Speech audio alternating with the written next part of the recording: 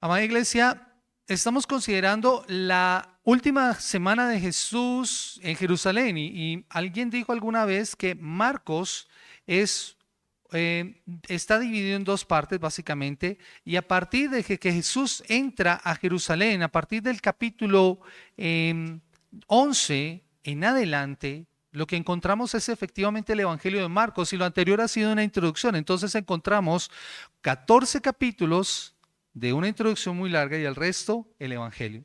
Y esto es lo que nosotros hemos estado considerando a la luz de estas últimas semanas, cómo Jesús comenzó esa última semana con su entrada triunfal y terminaría con la crucifixión al final de esa semana. Y durante los 3 primeros días lo que nosotros hemos visto es cómo Jesús ha estado enseñando en el templo y confrontando a los líderes espirituales y a los líderes religiosos de la nación.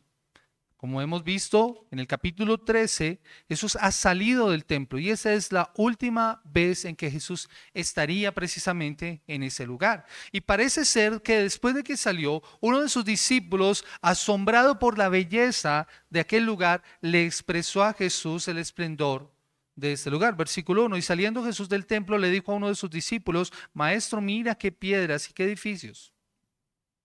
Y Jesús responde ante esa afirmación algo sorprendente.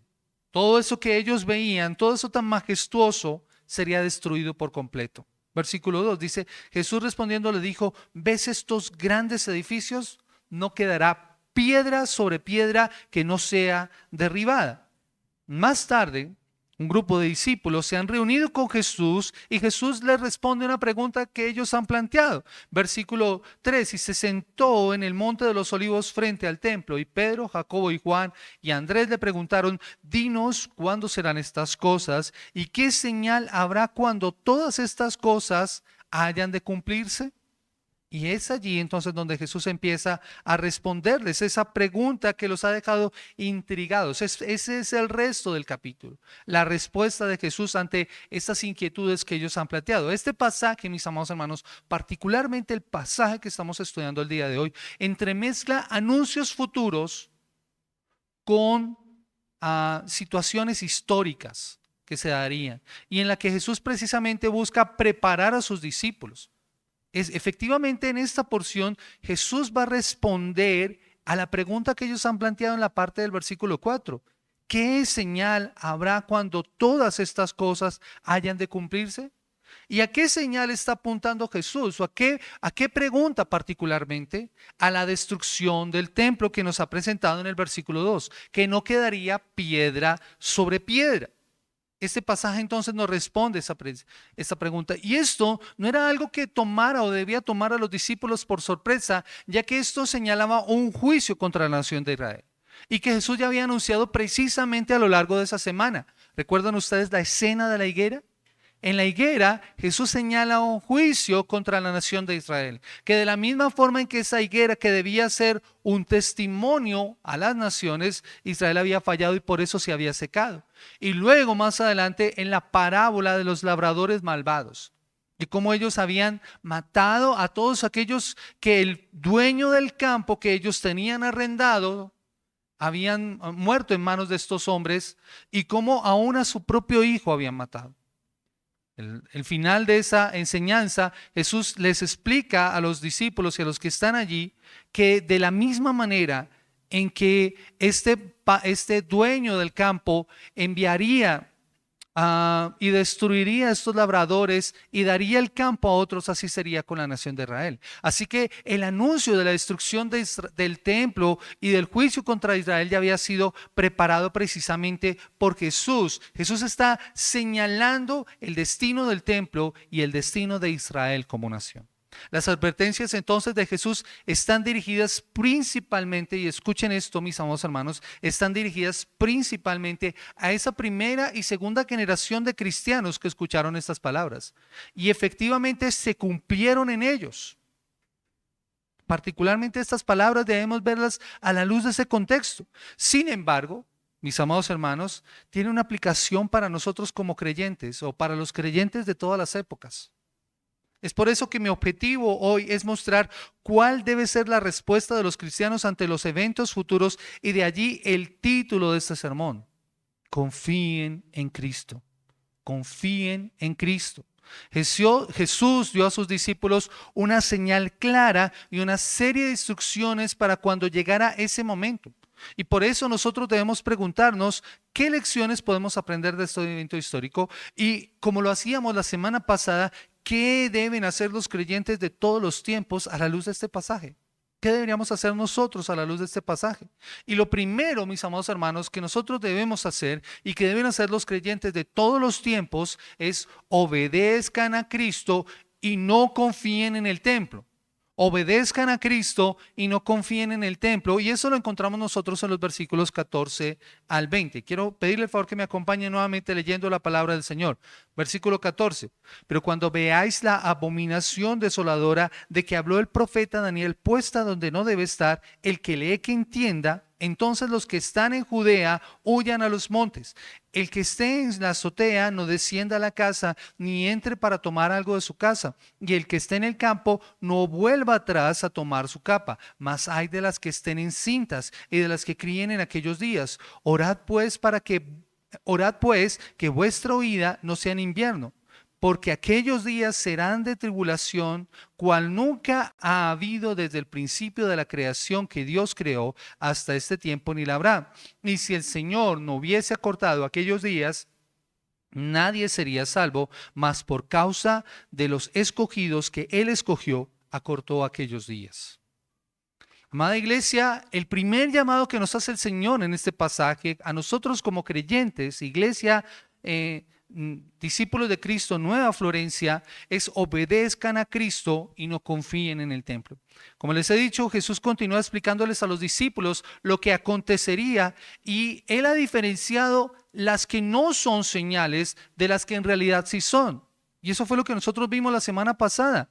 Jesús aclara cuáles no son señales del fin, pero aquí les va a dar una señal más específica, una clara señal. Por eso, noten cómo inicia la porción. Inicia con un pero. Hay un contraste allí. Hay una indicación de que esto sí es una señal. Y usa como referencia un evento histórico y un pasaje del Antiguo Testamento para poder explicarlo. Acompáñeme por favor a Daniel capítulo 9, versículo 27. Daniel capítulo 9, versículo 27. Para que podamos verlo. Daniel capítulo 9, versículo 27. Y escuche lo que dice la palabra del Señor. Daniel 9, 27.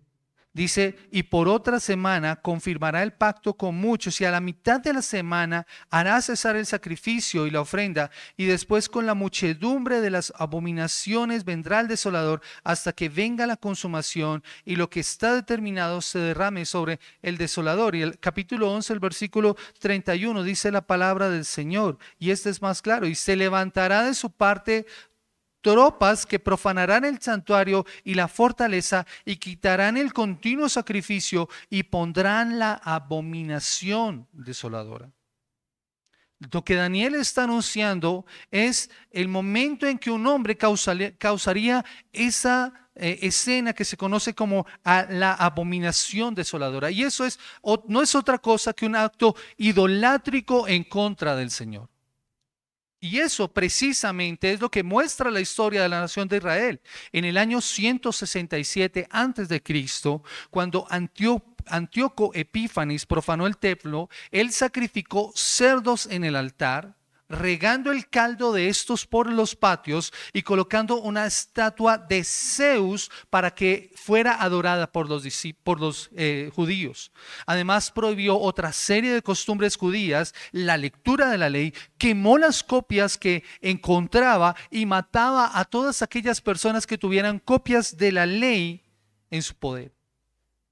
Y quienes practicaran además ritos religiosos de los judíos. Se castigaba severamente, por ejemplo, personas que circuncidaran a los niños.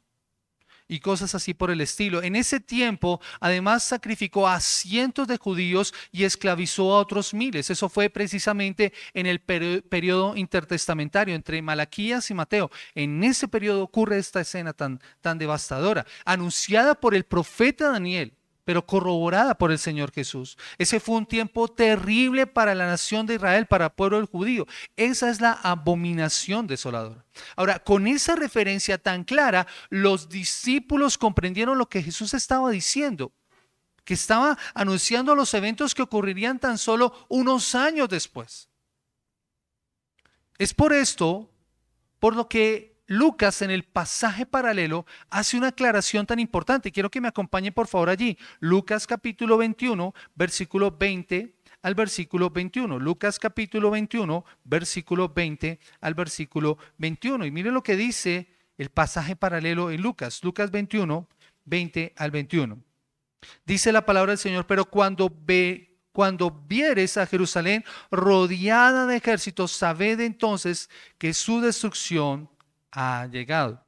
Entonces los que están en Judea huyan a los montes, y los que están en medio de ella váyanse, y los que están en los campos no entren en ella.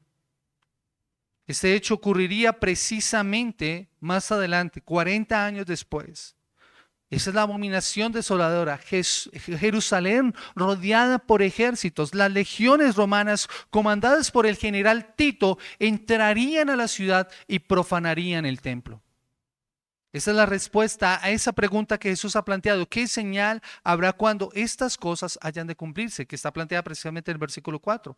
Entonces, antes ya les había indicado que debían ser pacientes y perseverar, no preocuparse, no sentir temor por las que no eran señales, ni mucho menos por las falsas expectativas que estaban siendo o que podrían ser alimentadas por los falsos cristos. Más bien el llamado es a estar alertas. Por eso, noten la advertencia que hace Jesús en este pasaje. Cuando les ha dicho acerca de esta situación, dice: el que lee, que entienda. Así que Jesús les está diciendo a sus discípulos: miren lo que ha pasado en la historia. Miren hacia el pasado y dense cuenta. Pero esto, mis amados hermanos, tiene una aplicación para nosotros, porque es el que lee el que debe estar alerta, el que debe entender. La pregunta es: ¿y a dónde nosotros debemos apuntar para poder entender lo que el Señor nos está diciendo? Precisamente en la palabra de Dios. Carlos lo leía muy bien: marchítese la hierba, séquese la flor. La palabra de Dios permanece para siempre. Ella no se marchita, esa permanece eterna. Allí es donde nosotros debemos leer para entender, para poder comprender.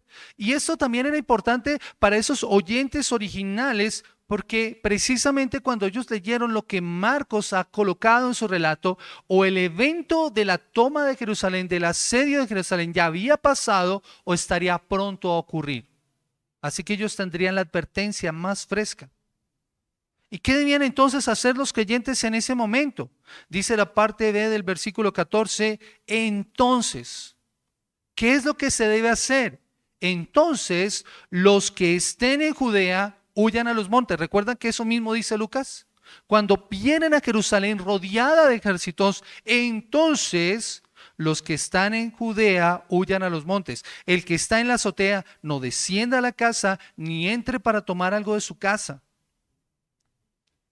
Así que la respuesta en ese momento para esa generación era huir, huir. Tan pronto como los creyentes vieran la señal, sabían lo que debían hacer. No había que quedarse en la ciudad. Y esto, mis amados hermanos, era contraintuitivo. ¿Qué es lo que seguramente nosotros hacemos cuando vemos un riesgo y un peligro en la calle y estamos cerca de nuestra casa? No salimos corriendo. La seguridad está dentro de nuestra casa. Eso era lo que pensaban muchas personas. ¿Dónde estaremos nosotros más seguros? En el centro de la ciudad. Jerusalén era una ciudad amurallada. Y muchas personas consideraban que el templo era la estructura física en Jerusalén más fuerte y más segura. Así que seguramente se resguardarían allí. Pero lo que Jesús está diciendo es una advertencia. Por eso les está diciendo: no se resguarden en Jerusalén, ni mucho menos en el templo, porque la sentencia contra estos dos ya había sido emitida. Así que permanecer cerca de la ciudad mostraría que se tenía un sentido equivocado de seguridad en ella, y eso podría causar un gran desastre para sus discípulos. Aquellos que han entendido la señal sabrían lo que tendrían que hacer. El templo ya no garantizaba protección divina como había sido anunciado antes. En el Antiguo Testamento, el orar en el templo garantizaba seguridad y protección. Se suponía que era el lugar en donde Dios escucharía la oración de las personas. Pero ya el templo ya no serviría para eso, no sería el lugar de encuentro entre el pueblo y Dios. Confiar en el templo por ser la casa de Dios y en la ciudad por ser la ciudad de Dios era no confiar en Cristo. Y esto es lo que Jesús quiere aclarar para sus discípulos. Si ustedes siguen poniendo su confianza en el templo, si ustedes siguen poniendo su confianza en la ciudad, estarán perdidos. La huida de los creyentes tampoco implicaba temor. No era temor contra el enemigo. Era obedecer a Dios, quien estaba mostrando su juicio inminente contra la nación y contra el templo. Es por esto que un comentarista dice esto. Y mis amados hermanos, escuchen por favor: todos los que confían en sí mismos, en sus fuerzas, sus dirigentes, su elección o su templo serán juzgados junto con el sistema religioso que representan. Todos los que se posicionan junto a Jesús abandonan a su suerte el templo y la ciudad. Si el templo no es un lugar seguro, si la ciudad ya no es un lugar seguro porque Dios ha emitido un juicio, era el peor lugar para estar cuando se diera la señal. Los juicios de Dios no se pueden tomar a la ligera, iglesia. Los juicios de Dios no se pueden tomar a la ligera. Lo que Dios ha dicho a modo de juicio se cumplirá. Y eso es una aplicación para nosotros. Lo que Dios ha dicho a modo de juicio se cumplirá. De la misma manera en que la gracia prometida en Cristo también se extiende a todo aquel que va a Él en arrepentimiento y fe. Pero mis amados hermanos, Jesús no deja esta señal y la indicación sola, sino que además muestra su corazón pastoral. Versículo 17 y 16 en adelante, después de que les ha dicho lo que deben hacer, dice el versículo 16: si el que esté en el campo no vuelva atrás a tomar su capa, mas hay de las que estén encintas y de las que críen en aquellos días. Orad pues para que vuestra huida no sea en invierno, porque aquellos días serán de tribulación, cual nunca ha habido desde el principio de la creación que Dios ha creado hasta este tiempo, ni la habrá. Así que Jesús manifiesta su preocupación por los indefensos, por los débiles, por esos momentos tan difíciles, por la gran tribulación que se presentaría en esos días. Tener que huir en unas circunstancias tan complicadas haría difícil, por ejemplo, huir para mujeres que estuvieran embarazadas o con niños recién nacidos o muy pequeños. En invierno, el río Jordán se desborda y esto haría difícil el paso, además que los haría fácilmente víctimas de los romanos en su huida. Es por eso que Jesús les pide a ellos que oren. Ellos deben orar. Y ellos deben orar buscando la misericordia de Dios y el reconocimiento total de su dependencia. Lo que nosotros cantábamos al principio, ¿no? Cuando peleé de rodillas lo haré. Esa era su verdadera batalla, orar al Señor. No debían orar para que sus circunstancias cambiaran. Noten lo que Jesús está diciendo. Ustedes no oren para que no se cumpla el juicio de Dios. Ustedes deben orar para que cuando tengan que huir, su huida no sea en invierno. Así que Jesús les dice claramente lo que ellos debían hacer. ¿Cuál debía ser su oración? Su oración debía mostrar que Dios tiene el control de las circunstancias. Es la oración, mis amados hermanos, un medio de gracia por el cual nosotros demostramos dónde está realmente nuestra dependencia. Cuando tú oras confiando en el Señor, tu dependencia está en Él. Esa es la oración correcta que el Señor quiere que nosotros hagamos. Y es algo que no podemos descuidar. Jesús les dice claramente a ellos: oren, oren para que su vida no ocurra en estas circunstancias. Dios tiene el control de las circunstancias. Y debían orar precisamente porque la situación sería muy dolorosa. Miren lo que dice el versículo 19: habrá tribulación cual nunca ha habido desde el principio de la creación que Dios creó hasta este tiempo, ni la habrá. Así que Jesús les está aclarando lo que iba a pasar. El sufrimiento en ese momento sería inimaginable. O sea, no hay nada o no hubo nada hasta ese momento que se pudiera comparar en sufrimiento. Josefo precisamente lo relata muy bien. Josefo habla que cuando Jerusalén fue rodeada por los romanos, el hambre, el canibalismo, las masacres que se dieron durante ese tiempo fueron tremendas, y eso demuestra la seriedad de las palabras en las palabras de Jesús al respecto. Pero mis amados hermanos, a pesar de lo difícil que pudiera ser todo esto, el Señor tiene el control en todo momento en las circunstancias. Noten lo que dice el versículo 20. Y si el Señor no hubiese acortado aquellos días, nadie sería salvo, mas por causa de los escogidos que Él escogió, acortó aquellos días. Iglesia, algo debían tener ellos claro. Dice que por causa de los escogidos que Él escogió, los días fueron acortados. Dios protege y guarda a los suyos. Él es el que guarda a su pueblo. Él es el que guardaba su huida, por más apresurada que fuera. La historia es su historia. Y los tiempos en ese momento fueron acortados. De hecho, la palabra que se usa allí para acortar significa reducir en número, hacer menos. Y eso hace referencia a la duración del tiempo que estuvo Jerusalén rodeada por los ejércitos, lo que duró lo que se conoce como el sitio a Jerusalén. Así se llama eso, un sitio. El sitio más largo de una ciudad se dio en una ciudad llamada Ceuta en el norte de África que duró 33 años. 33 años. Aunque los historiadores indican que al parecer hubo otros sitios, otros asedios contra otras ciudades que fueron también muy largos. Los asedios, los sitios que se daban así, podían durar varios meses y eso dependía de la capacidad de los muros de la ciudad y los abastecimientos que pudieran tener dentro para poder sobrevivir y también de la capacidad de las tropas para poderse sostener y doblegar a los que estaban sitiados. Pero en el caso de lo ocurrido en el año 70 con Jerusalén, el sitio, Jerusalén rodeada por los ejércitos, solo duró 5 meses. Para lo cruento y duro que fue. Se dice que los romanos hicieron un terraplén para poder subir a la montaña, a la loma donde está Jerusalén, y poder penetrar la muralla. Así que mis amados hermanos, efectivamente los días fueron acortados por la misericordia que Dios siente por amor a sus escogidos.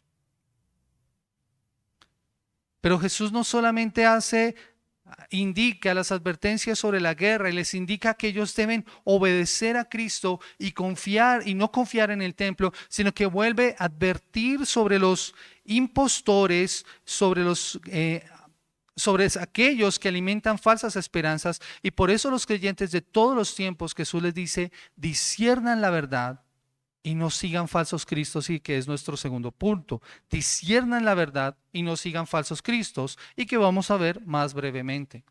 Después de que Jesús les ha señalado incluso que ante la premura no debían entrar y tomar nada, que incluso lo que ellos consideran valioso, ahora ellos debían confiar solamente en Cristo y no seguir a estos falsos maestros. Disciernan la verdad y no sigan falsos cristos. Versículo 21, y dice la palabra del Señor: entonces si algunos dijere, mirad, aquí está el Cristo, o mirad, allí está, no le creáis, porque se levantarán falsos cristos y falsos profetas y harán señales y prodigios para engañar, si fuese posible, a los escogidos. Mas vosotros mirad, os lo he dicho todo antes.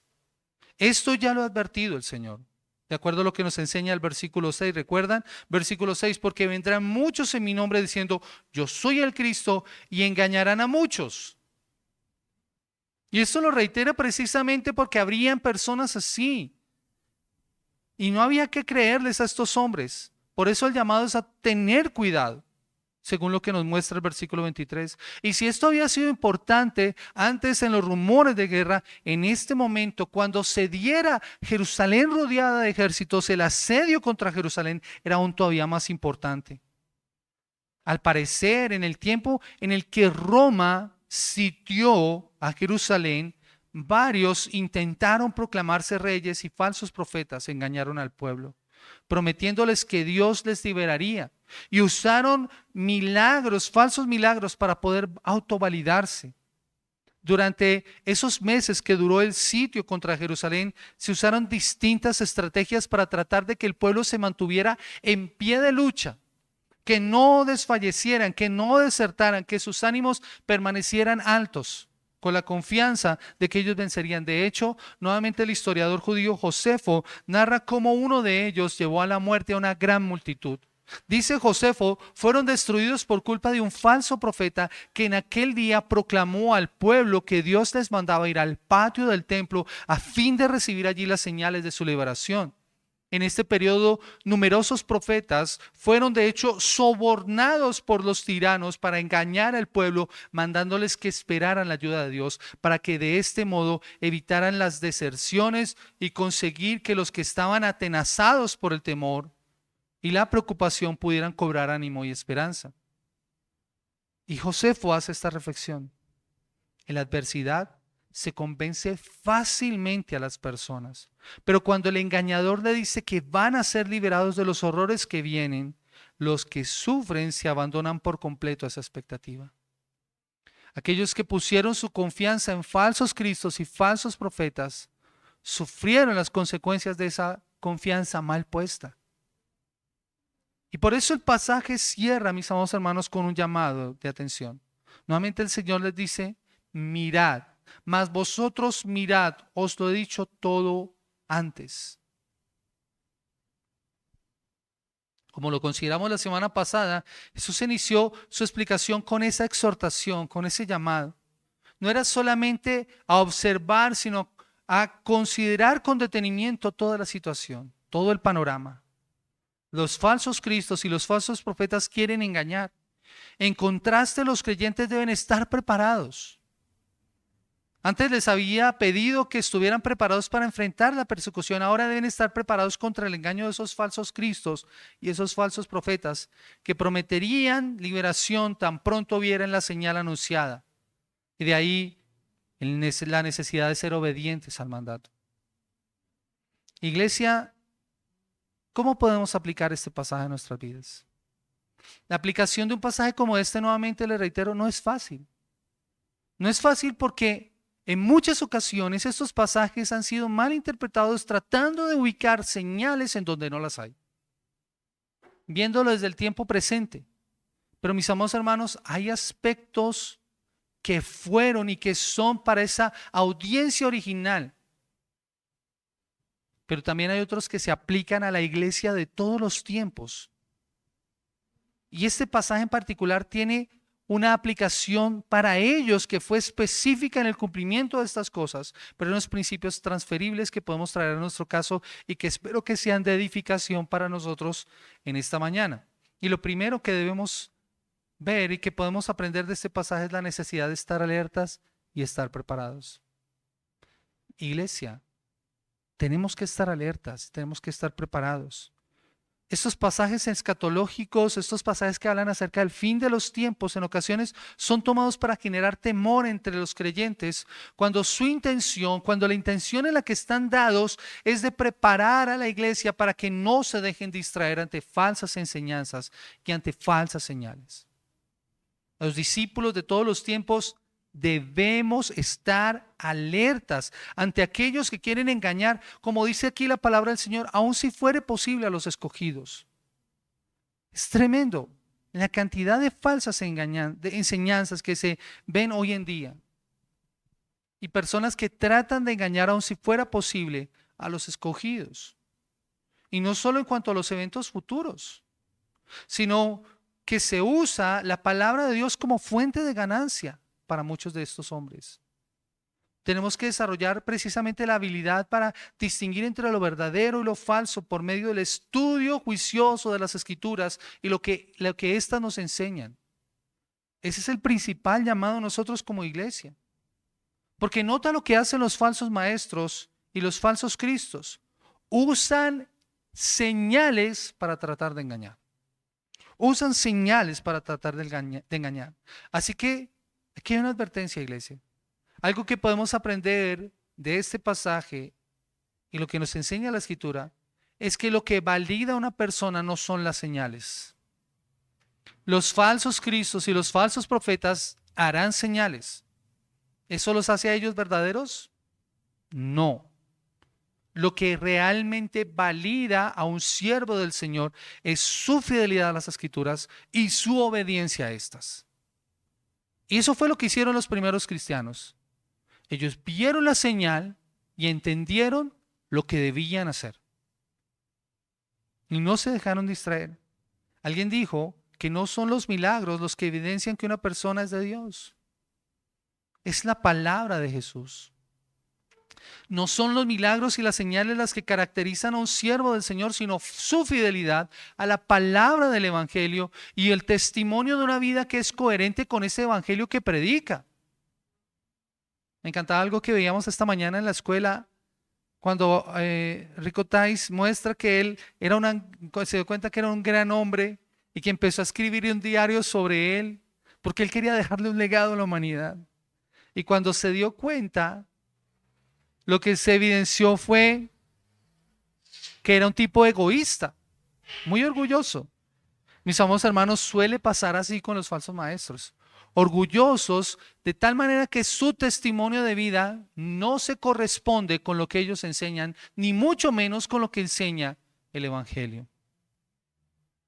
Jesús precisamente lo expresó en Mateo capítulo 7, versículo 21 al versículo 23. Mateo capítulo 7, versículo 21 al versículo 23. No todo el que me dice Señor, Señor entrará en el reino de los cielos, sino el que hace la voluntad de mi Padre que está en los cielos. Muchos me dirán en aquel día, y escuchen esto, mis amados hermanos, muchos me dirán en aquel día, Señor, Señor, ¿no profetizamos en tu nombre? Y en tu nombre echamos fuera demonios, y en tu nombre hicimos muchos milagros. Entonces les declararé, nunca os conocí, apartados de mí, hacedores de maldad. Apartados de mí, hacedores de maldad, nunca os conocí. No son los milagros, no son las señales las que identifican a quién es de Dios. Es la obediencia a la palabra y el hacer la voluntad de Dios. Es aquellos a los que Dios conoce, a los que Dios valida. Los elegidos que Él eligió.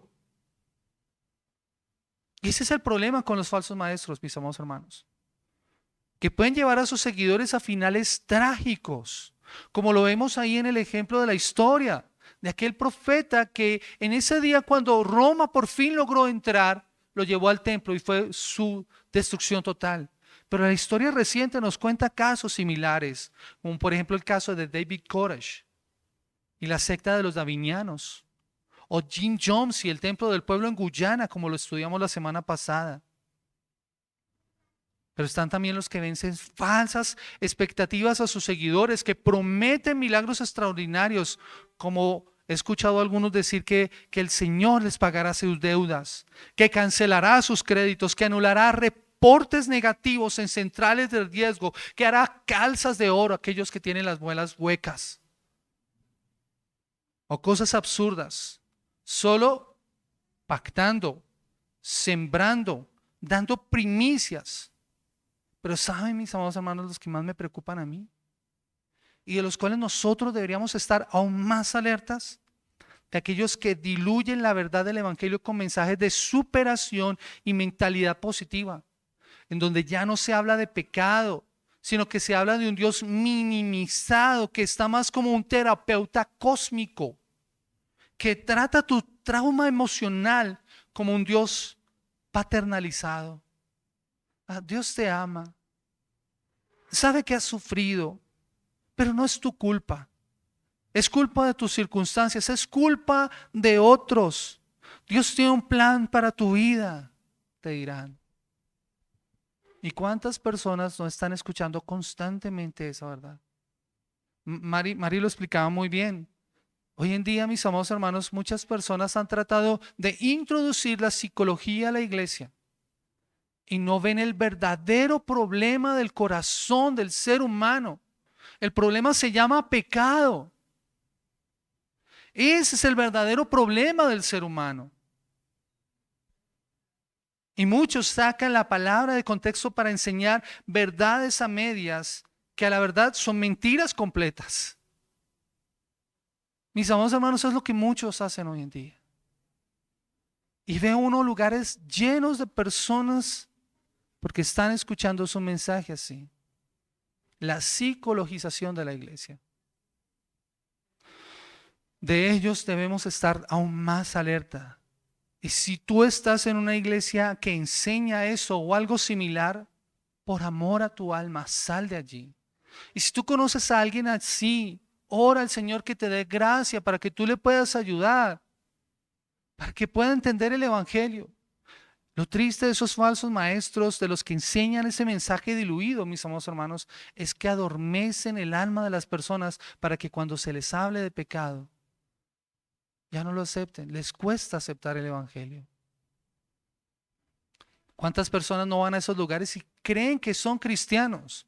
Porque hicieron una oración en un día, pero viven, como lo explicaba María hace un momento, como ateos prácticos, viviendo su vida de cualquier manera. No hay un cambio real en su corazón. No hay un discipulado profundo en sus vidas que evidencie su verdadera necesidad. De esos, mis amados hermanos, debemos estar más alertas. Y Jesús les dijo a sus creyentes precisamente que tuvieran cuidado de eso. Y en esta señal Jesús dijo a los creyentes del primer siglo que cuando vieran a Jerusalén rodeada de ejércitos debían huir, y eso fue lo que hicieron. Pero como vemos que eso solo aplica a ellos en esa circunstancia, ¿cómo aplicamos eso a nosotros? En nuestro caso, mis amados hermanos, somos llamados a distanciarnos de las falsas ideologías, de las falsas expectativas, de las falsas esperanzas que son dadas por muchos, por líderes religiosos, líderes sociales, líderes políticos. Hoy muchos están buscando salvación en distintos lugares. El problema de los judíos en ese momento es que vieron el asedio de la ciudad y pensaron que estarían seguros en medio del templo y al final perecieron en terribles circunstancias. Otros fueron esclavizados, pero el creyente está vinculado no a confiar en esas cosas. Y eso es lo que le dijo Jesús a sus discípulos: no confíen en esto.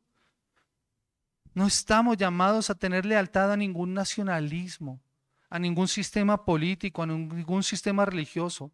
Nuestra confianza debe estar en Cristo. Confíen en Cristo. Iglesia, confía en Cristo, solamente en Cristo. Por eso el llamado es a estar alertas, y esto nos sirve para darnos cuenta de dónde estamos poniendo nuestras esperanzas. Y si nuestras esperanzas no están puestas en Cristo, obedecerle y confiar solo en Él y en su poder. Hay un aspecto fundamental en este pasaje que no podemos pasar por alto, iglesia,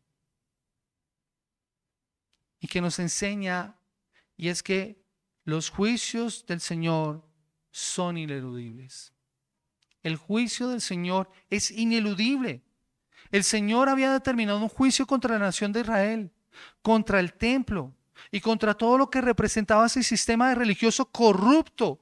Y eso lo vemos en el cumplimiento de las palabras de Jesús. En el año 66, cuando Tito llegó a Jerusalén, los judíos nunca perdieron la esperanza y esperaban escapar de esto. Pero el asedio de la ciudad por parte de las tropas romanas, el hambre, los conflictos internos debilitaron finalmente a la población, y cuando los romanos lograron entrar, ocurrió la más terrible masacre de la que se tenga historia. Los historiadores, y Josefo dice que eran ríos de sangre corriendo por Jerusalén. La barbarie descrita por el historiador Josefo da lujo de detalles de lo que pasó en ese momento. Las muertes fueron contadas por millares y otros miles fueron esclavizados. La historia nos cuenta que precisamente el Coliseo romano fue construido principalmente por la mano de obra judía esclavizada en ese momento. Muchos murieron precisamente a causa de la pesada carga que les implicó esto. Israel como nación desapareció después de una existencia de 13 siglos. Y cuando comenzó el asedio, dicen algunos que muy pocos cristianos perecieron en ese momento porque escucharon lo que el Señor dijo. Algunos incluso dicen que ninguno pereció. ¿Y por qué? Porque obedecieron Muchos escaparon a una ciudad en Perea que se llamaba Pella, en el valle del Jordán, donde se salvaron del horror que viviría Jerusalén en ese momento. Lo que el Señor ha dicho se cumplió cuando Tito tomó Jerusalén. La ciudad fue arrasada y aunque Tito había dado la orden de que el templo no fuera tocado, parece ser que un soldado en la emoción de lo que estaba pasando llevaba una tea. Una tea es un recipiente de barro en donde hay una especie de combustible que se le enciende una mecha y que cuando se golpea contra una superficie estalla en fuego. Y este soldado hizo precisamente eso con el templo y eso exacerbó los ánimos de otros que hicieron lo mismo. Cuando el templo finalmente fue destruido, Tito ordenó que el oro que decoraba el templo fuera removido y eso implicó romper cada piedra para extraer cada gramo de oro que decoraba el templo, de manera que no quedó piedra sobre piedra. Y eso lo vemos nosotros, mis amados hermanos. En Jerusalén lo único que queda de ese lugar es una muralla, un muro. Se conoce como el Muro de los Lamentos. Pero el lugar en donde estaba el templo fue allanado totalmente. Entonces algo que podemos aprender es que lo que Dios promete que va a hacer, lo hará. Tanto sus promesas como sus juicios. El juicio sobre Israel cayó, pero él guardó un remanente. Mis amados hermanos, los elegidos que Él eligió. Y esto se aplica a nosotros, ya que Dios conoce a los que Él elige y actúa para su bien según su voluntad. Eso nos debe dar confianza a nosotros. Y aunque el juicio de Dios es inminente, Él lo limitó por amor a los elegidos, dice la palabra del Señor. No en base a su buen comportamiento, no en base a su esfuerzo, sino en base a la elección que Él ha emitido a favor de ellos, porque Él protege a los suyos. Es por eso que nosotros podemos confiar en Cristo. Es por eso que nosotros no vamos a poner nuestra confianza en las estructuras, no vamos a poner nuestra confianza en ninguna estructura humana, sino en nuestro poderoso Salvador que cuida a su iglesia en todos los tiempos hasta que Él vuelva. Recuerden lo que dice la palabra del Señor. Él está con nosotros todos los días, hasta el fin. Y eso nos garantiza a nosotros la seguridad. Y es aquí, mis amados hermanos, en donde el Evangelio brilla nuevamente. Después de esta enseñanza, y tan solo 3 días después, Jesús entregaría su vida en cumplimiento a su llamado y a su misión. Porque el Hijo del Hombre no vino a ser servido, sino a servir y a dar su vida en rescate por muchos. Y cumpliría entonces la parábola de esos labradores malvados, en donde el terreno que había sido a estos hombres sería dado a otros labradores que sí darían el fruto. Mis amados hermanos, eso es la iglesia. Eso es lo que somos tú y yo ahora. Jesús vino a establecer su iglesia, a morir por ella, para levantar para sí, como dice Pablo en Tito capítulo 2, el versículo 14, quien se dio a sí mismo por nosotros para redimirnos de toda iniquidad y para purificar para sí un pueblo para posesión suya, celoso de buenas obras. Eso es lo que tú y yo somos ahora. Iglesia, somos el nuevo Israel. Acompáñame por favor a 1 de Pedro capítulo 2, el versículo 9 y el versículo 10. Primera de Pedro capítulo 2, versículo 9 y versículo 10. Dice, mas vosotros sois linaje escogido, real sacerdocio, nación santa, pueblo adquirido por Dios, para que anunciéis las virtudes de aquel que os llamó de las tinieblas a su luz admirable. Vosotros que en otro tiempo no erais pueblo, pero que ahora sois pueblo de Dios, que en otro tiempo no habíais alcanzado misericordia, pero ahora habéis alcanzado misericordia. Somos el nuevo Israel. Somos la nación de Dios. Ya no dependemos del templo. De hecho, mis amados hermanos, nosotros somos el nuevo templo. Mira lo que dice el versículo 5.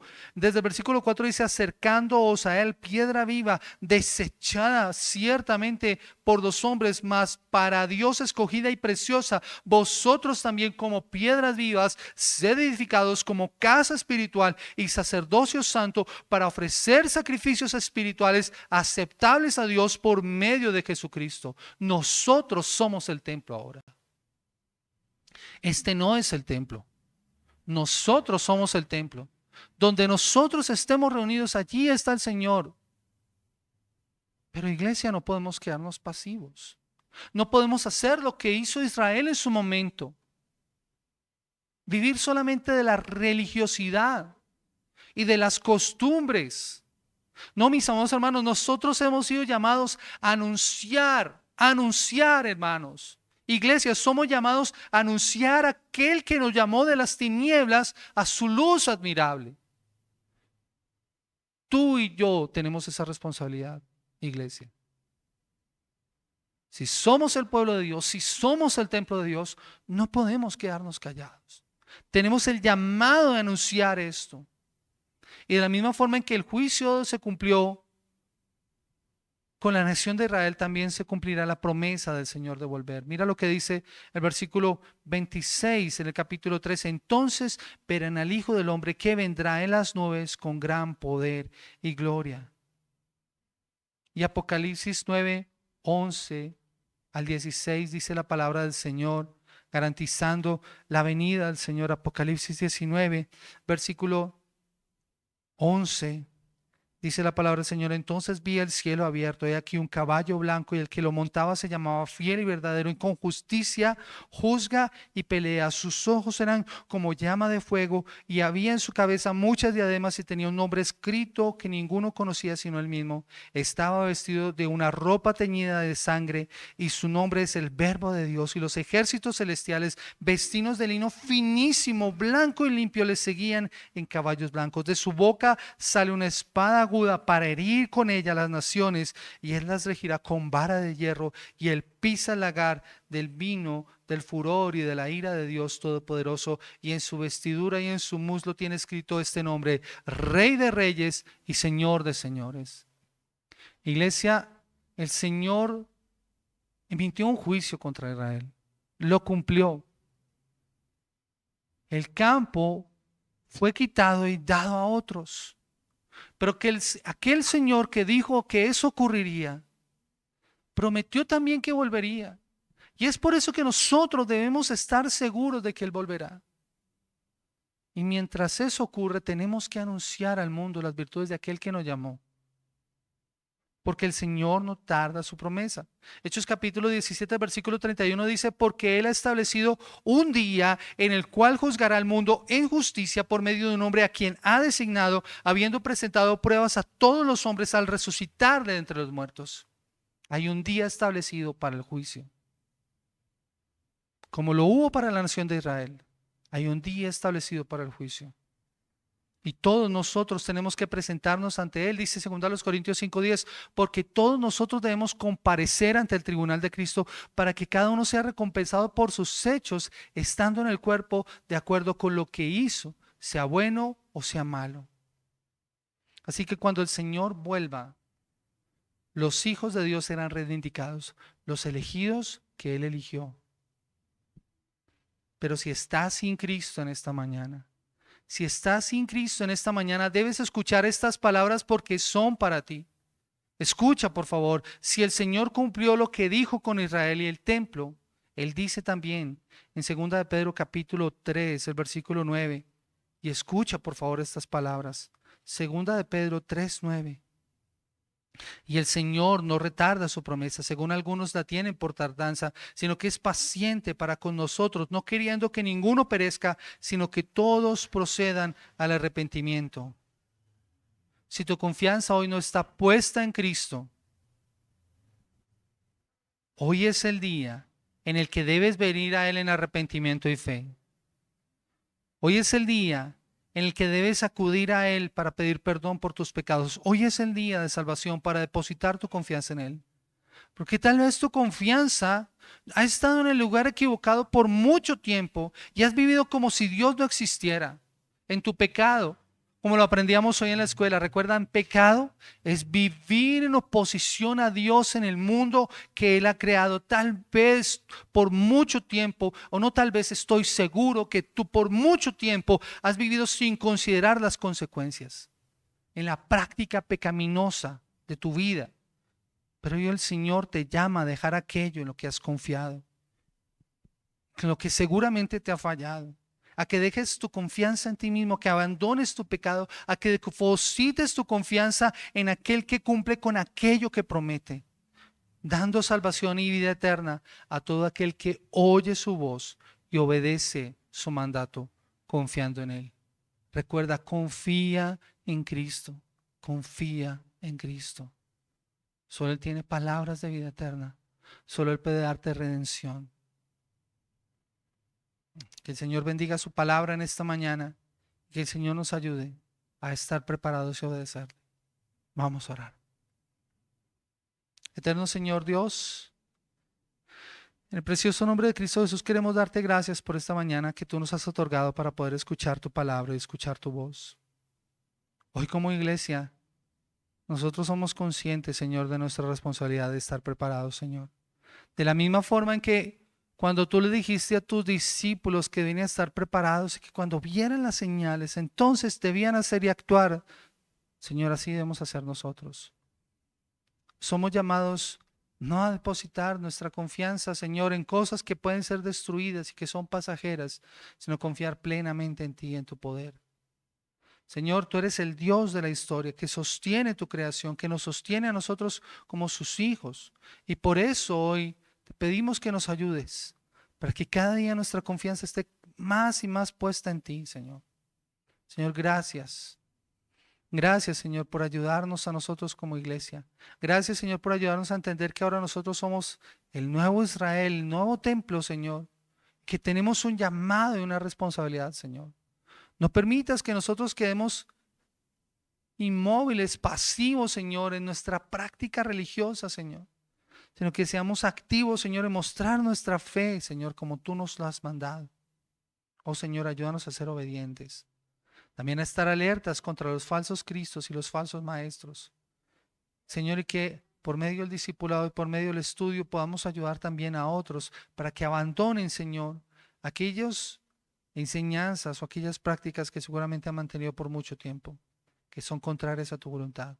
Oh Dios de gloria y majestad, guárdanos, precioso Rey, en esta mañana, porque te lo pedimos en el precioso nombre de Cristo Jesús, en quien hemos puesto nuestra confianza hoy nuevamente y para seguir adelante en Él. Te adoramos, Señor, en nombre de tu Hijo amado.